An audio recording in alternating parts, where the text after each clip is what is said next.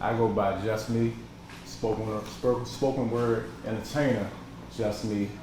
I'm from Washington, D.C., currently living in Prince George's County, so I guess you can say I'm from the new DMV. My spirit animal, I'm a lion. Why? So, if you ever seen a lion in the safari, right? They're calm, they're cool, they chill.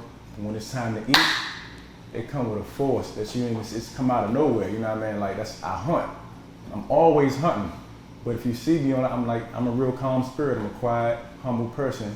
But as soon as you come in my space, you become prey. You know what I mean? And not a competitive thing. It's just like I'm trying to win. You know what I mean? I'm trying to win with you. You know what I mean? I'm not trying to win against you. I'm trying to win with you. That's my lion spirit. You know what I mean? That's the best I can explain it. Is there a difference between poetry and spoken word for you? Big difference. Okay, what's the Big difference? difference. I love poetry. I've been writing poetry since the age of 6 years old.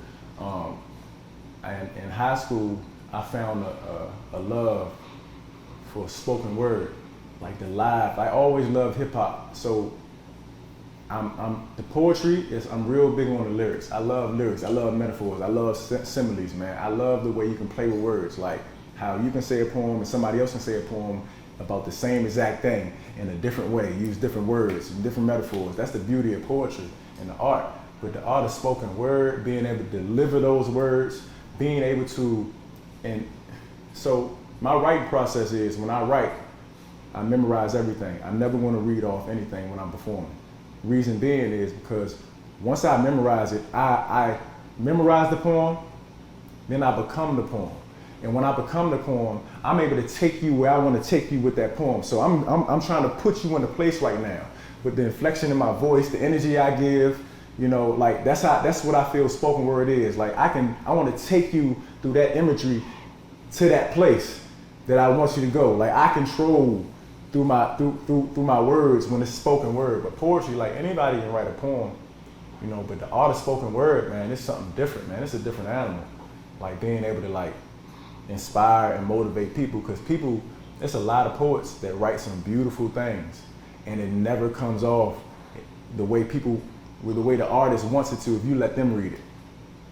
But if I'm doing spoken word, I feel like I can take you there, yo. That's the beauty of it. Like I'm getting ready to let you know what I meant and what I felt. And even if you're not in that same place right now, you're gonna be like, yo, that energy he gave right there, he really feel that shit right there. What is curse? I ain't mean it. I can curse.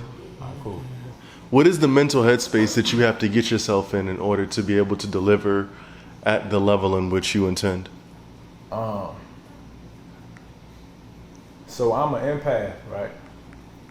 I had to be careful about the energy I'm around and the space I'm in.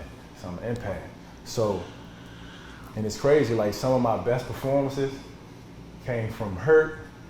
It's crazy, it came from hurt. Whatever emotion it is, it's like an intense emotion. So like if I'm really, really happy, or if I'm really, really hurt, or I'm really, really angry, whatever emotion I'm feeling right then, I'm rolling with that. I'm not gonna try to change it up because it's gonna throw me off. So if something make me mad, like I give an example. If I go to an open mic, I just go to an open mic, you know, just to do something, and I sign the list, and you kind of like go past me or blow me off, like you're not about to put me on. Now I have anger. So I'm gonna roll with that emotion. And when I get on this stage, I guarantee you'll never skip me again. That's how it was early on in my career. I promise you, I'm gonna deliver this poem. Everybody in this room, I'm gonna make it a point that you remember what I said, how I said it, my name, and you gonna ask me to come back and feature. That's the energy that I rolled on. Like, so if I'm really happy, I'm really in love, you know, I'm feeling real good. You know, I got my lady with me and I'm feeling good. I'm gonna roll with that emotion. So I guess whatever emotion it is, that's the headspace I'm gonna be in. Like, I'm not gonna try to change it. Like most people say they meditate and get all calm. Like, that's not me. Like, I had to roll whatever the spirit sent me at that time. That's really interesting. How do you then find that balance of control? Because anger can turn into rage sometimes, which can go super right, and sometimes even being too happy can make you make decisions that aren't the best. So how do you stay in control while still using the emotions as the channel? That's something the Most High. You know what I mean? I can't explain it. It's just, it is what it is. It's just, I'm able to take that energy and just roll with that. Right. You know? How does that energy translate to your art? I can't, like, it's been times where sometimes I'm not in the headspace at all to perform. You know, and I don't really get it until I get to the venue and something hits me. Like that entire day, I'll be like, I really don't want to do this show. Like if you think poets don't feel that way, you think artists don't feel that way, they do. I'm the first to tell you if you never heard it before. Sometimes you don't feel like being up there. You know, it don't have nothing to do with fear or nothing. I just don't really, I don't really feel it today. I had a long day. I'm tired.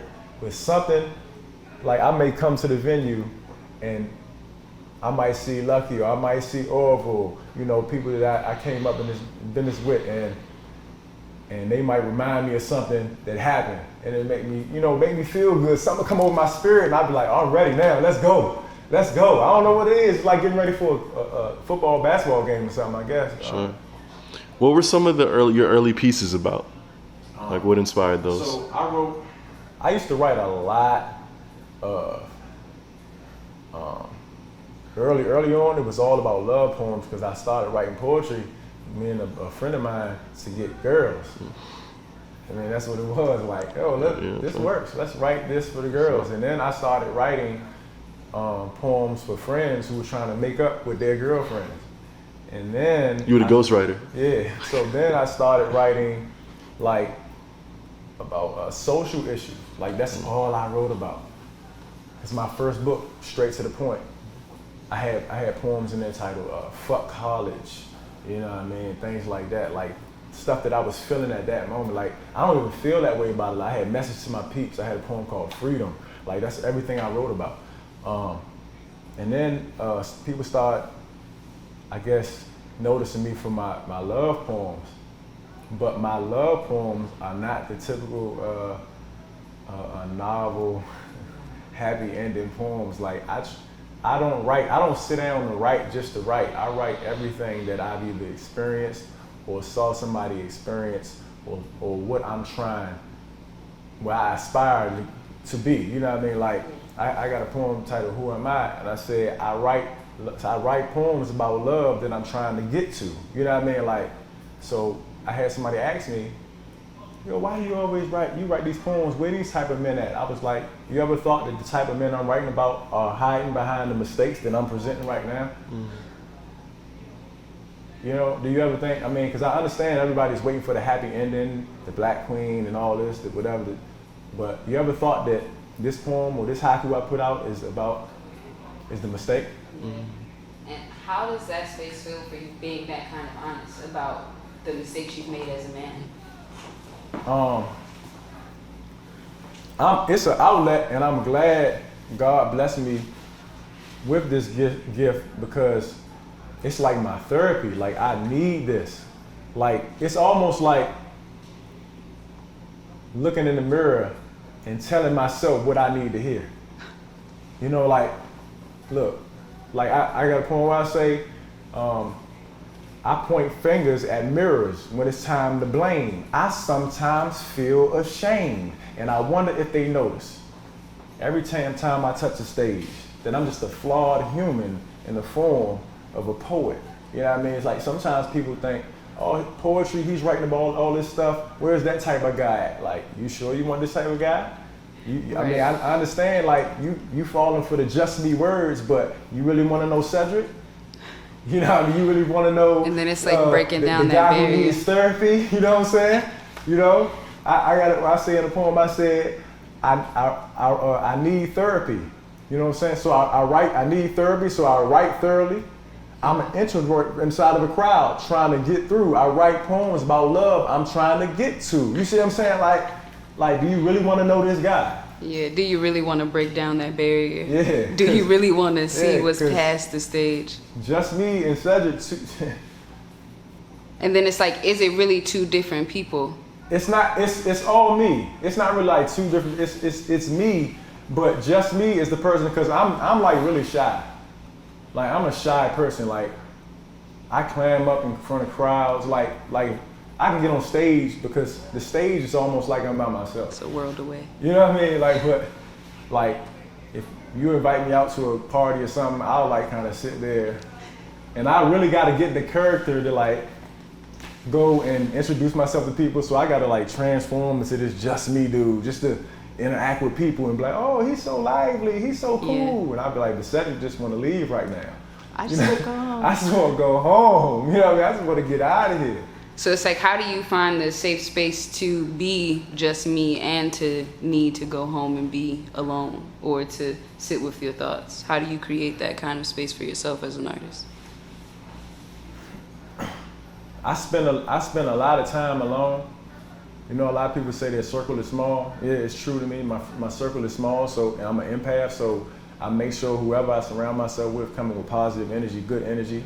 I want you to hold me accountable, because I understand if you love me, when you hold me accountable, you don't mean me no harm.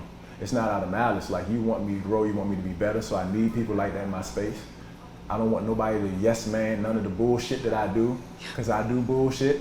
I want you to be like, yo, Just, that was bullshit. You know, I need that. You know what I mean? Give me like, the space. Yeah. I need that in my space.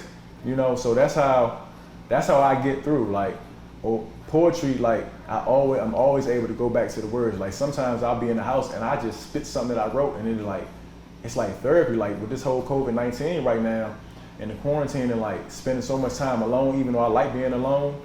Yeah. I'm like, yo, I want to talk to somebody. I like right now. Yeah. I mean, yeah, I'm an introvert. I'm aloof, but not like that for real. Not I like want this. to be around This somebody. is different, yeah. Yeah, it's real different. So, and just spitting a poem or just getting on IG and performing on one of the open mic. So IG, man, does so much for my spirit. Right. You know, it just gives me that much more because to know that I'm able to inspire somebody or help somebody helps me. Yeah, and then it's like you've been doing poetry for so long. So to see poetry go from where you were to now, like the world is quarantined and we have to do things online. Like, how does that make you feel? Like knowing that it's still going on, even though it isn't like a in-person kind of thing. Yeah, I need the stages to open back up. I need it. I mean, it's cool. The online thing is cool. I'm on social media because it is a platform, but social media is not real to me. Yeah. It's not real. I mean, it's like, real. All right. Yeah, like we have to use it, but what is it for? Yeah. And so, I mean, like, I need the world to open back up. I need that energy. I need those open mics. I need the poetry scene. I need y'all. I need you. Right. I was just with last night building on IG, just spitting poems back and forth. You know what I mean? Yeah. So it's like when the world does open back up, what are your plans? Like, what's next?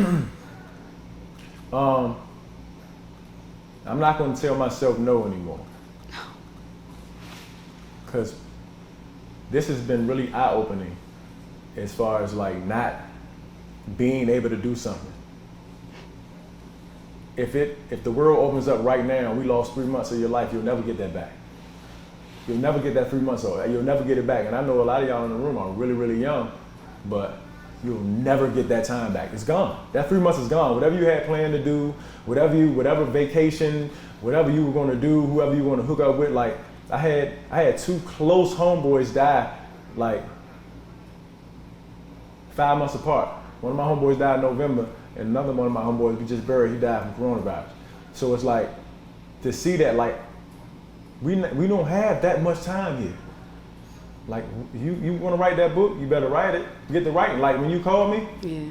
like, I was like straight from working out, like, I'll come. I'm there. You know what I mean? I'm not telling myself no anymore. I'm not going to be like, oh, it'll be another opportunity. Like, hey, let's do it another time. We have more time. Yeah. That might not come. That may never come. Very true. So now that moment is gone. You'll never get that moment back. Stop telling yourself no. Yeah. That's beautiful advice. Like, wow. I'm going to have to sit with that afterwards because I feel like we tell ourselves no out of the fear of so many things. Yeah. And right now there is so much to be afraid of. So how do you keep yourself away from that? Like succumbing to the fear and not telling yourself no. You just gotta stay in prayer. I stay in prayer. I'm faithful. Take care of yourself, man. Take care of yourself. Give your body what it needs. food and water is our natural medicine, not a vaccine. Give your body what it needs to fight off these bacteria and these viruses. And just live life, man. Everything will get back to normal. But this is a lesson for us all. Do not say no and don't convince yourself otherwise. If God put it on your heart, if he put it in your spirit, he wants you to have it. God wanted me to be here today for a reason. It can be one person, it can be a half a person. He needed me here today. That's why he said, you could have called anybody. You know, thousands of poets, you know what I'm saying? But you said, yo, let me hit Just. And then you didn't even know that was still my number. I didn't you know what I'm even saying? know. And then and I'm looking like, yo, the name looks familiar, but, and I'm on the phone like, I ain't answering that. Let me answer. You know what I mean? God said, man, answer that phone, man. I got this person calling you for a reason. Yeah. I'm not saying no anymore. And wow. My God, I appreciate it. I really appreciate it. Thank you. I really appreciate the platform. Thank you. Anything you want to leave us with outside of, not telling ourselves no and yeah, just whatever your dream is, follow it, do it. You are.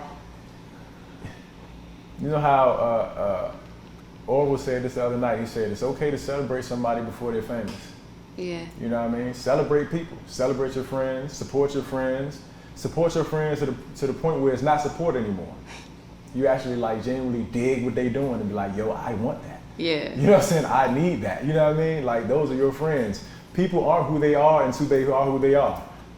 You know what I mean? Like whoever it is you may look up to, at one time they weren't that person that you see them as. Yeah. You see what I'm saying? So just keep on. If it's in your heart, it's supposed to happen. You just got to manifest it and you got to work for it, and it's gonna come true. That's how I believe. Yeah. Thank you. Thank you.